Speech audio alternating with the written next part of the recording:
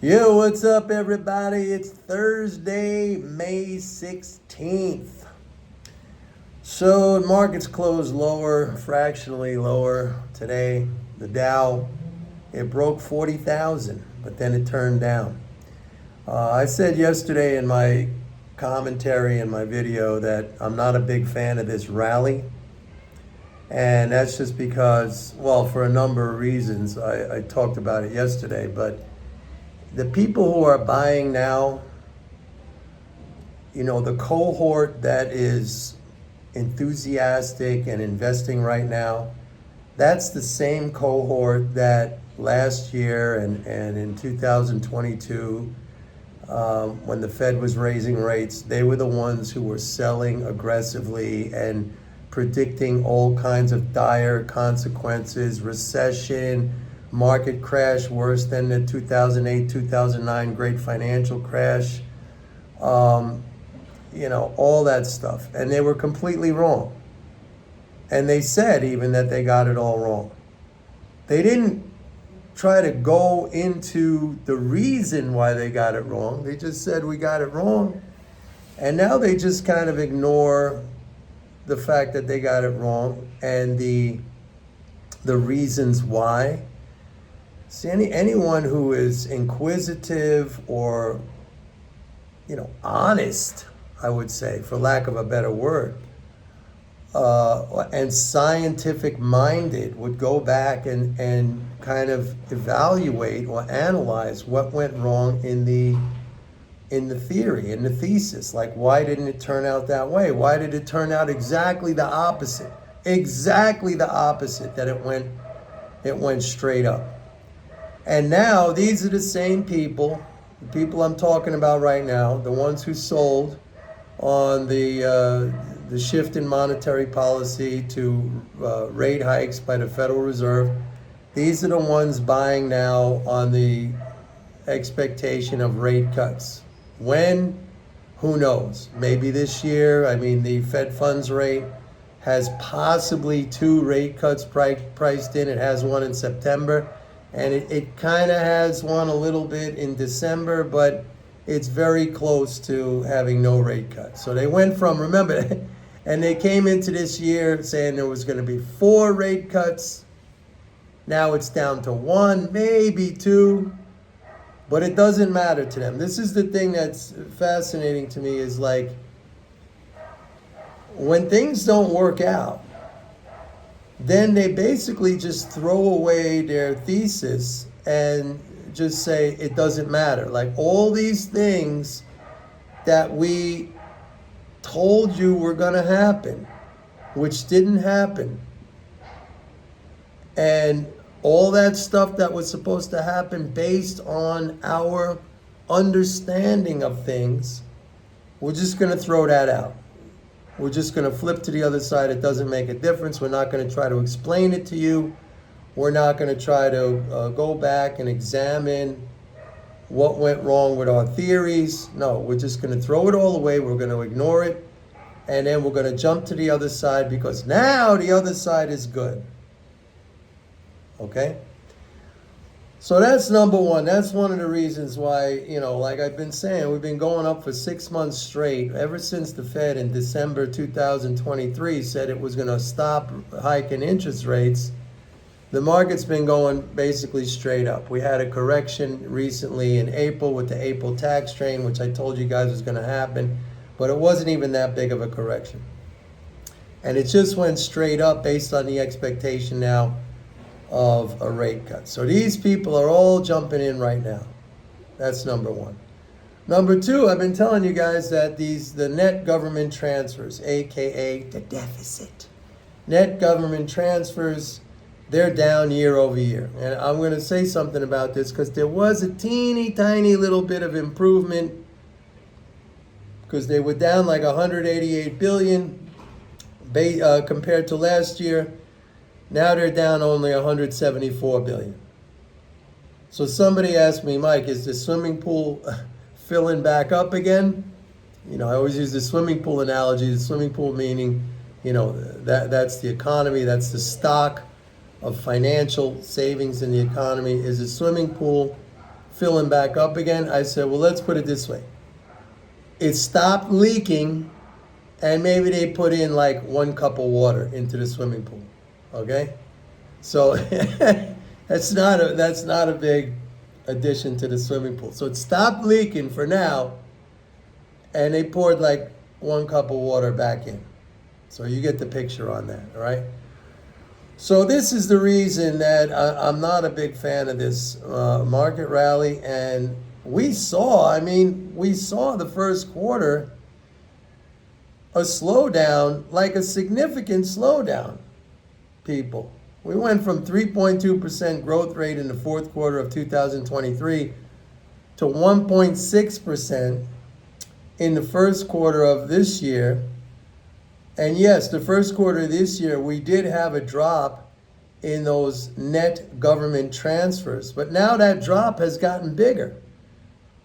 So I've been saying, like, my forecast for second quarter GDP is going to be below 1.6%. So I don't know where, the consensus is anywhere from like 1.2 to 3.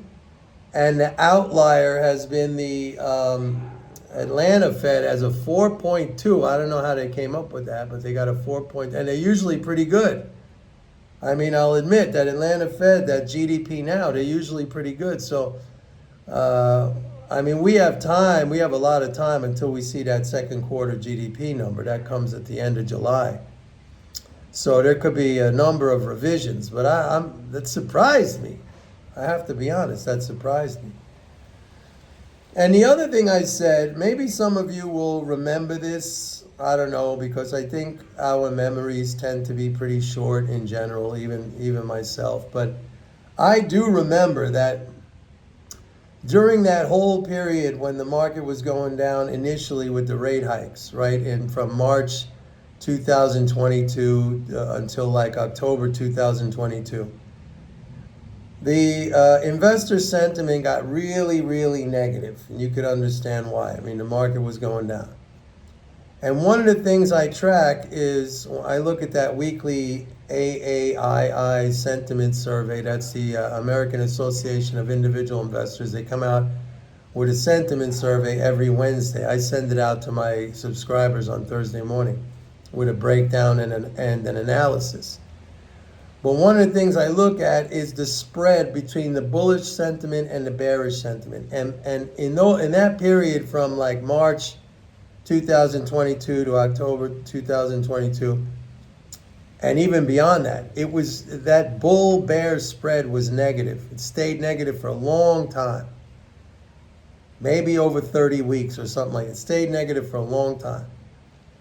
And I said, we're going to get to a point down the road, and I said this back at that time. I said, we're going to get to a point down the road where the bull-bear spread is going to be positive for a very long period of time. It's going to swing in the other direction because all of these people who were selling and bearish and negative, they're all going to jump to the bull side, and you're going to see that thing. And here we are. Here we are right now. That thing has been positive for the last for 28 out of the last 29 weeks. We just had one little week 2 weeks ago. It flipped negative, really barely, hardly anything for 1 week, and then it went positive. So 28 for the last 29 weeks it's been.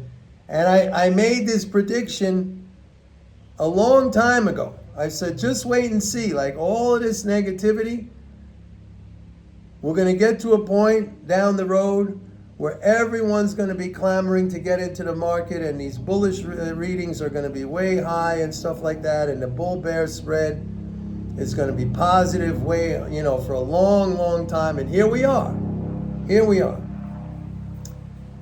So I'm not telling you guys to do anything that you don't feel like doing. I'm saying this is me personally, okay? Me personally. Okay, this is not advice or recommendation. This is me personally. I don't like to invest in the market when I see this kind of stuff. These same people piling in on the long side now. Now, I could be very early. I tend to be early because I see things in advance. I see things way in advance. I tell you guys stuff in advance, 3 months in advance, even six, a year in advance, based on the flows, what's going to happen.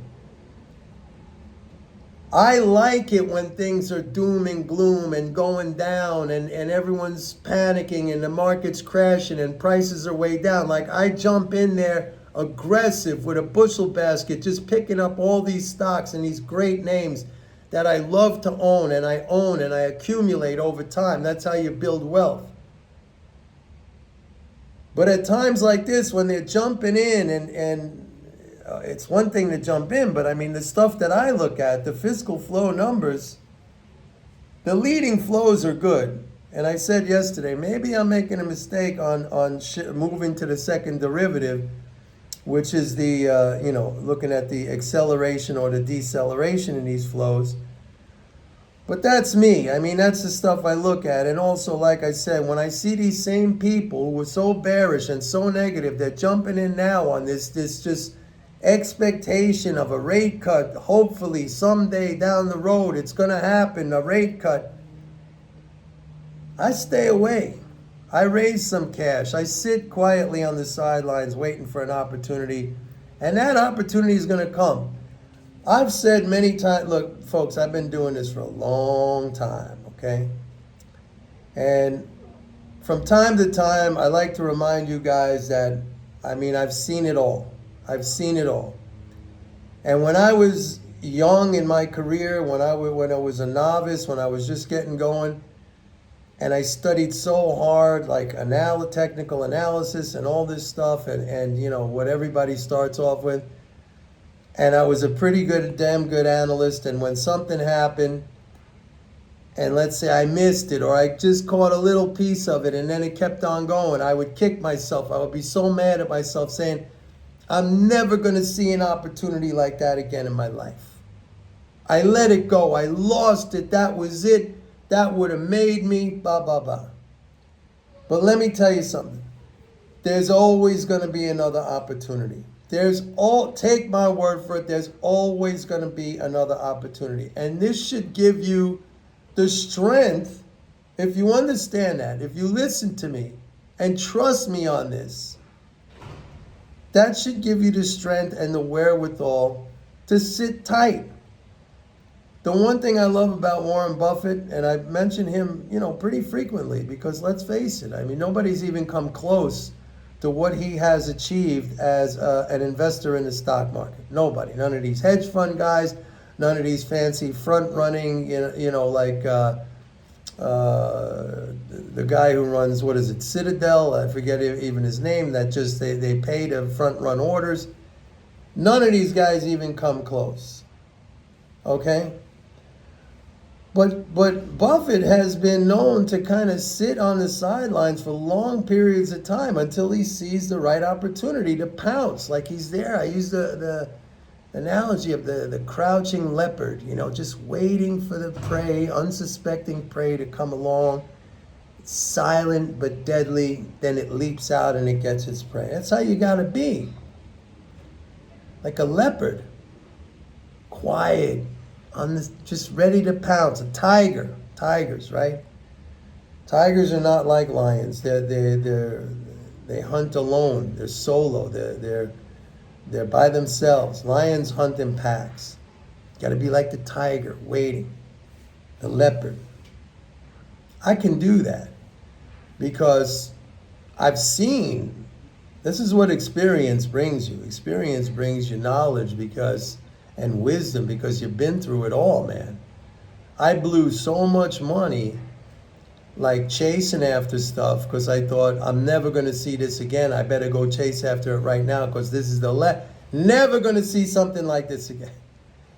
And then as soon as I chop myself up to ribbons, what happens? Another great thing comes along, which I already forgot about the last thing. It's out of my head. I see this new thing, same thing used to happen. Then it would get a little bit of it, or I'd miss it, and then I got to chase after. You can't do that, man. You can't do that. So this is why when I said yesterday I'm not a fan of this rally, and I'm sticking to that point of view. It might go up. I mean, the leading flows are still good. I just, for me, I step back. It's the big picture for me all the time. It's the big picture. I'm not sitting there like, what's going to happen tomorrow and the next day. I'm like, what's going to happen in the big picture?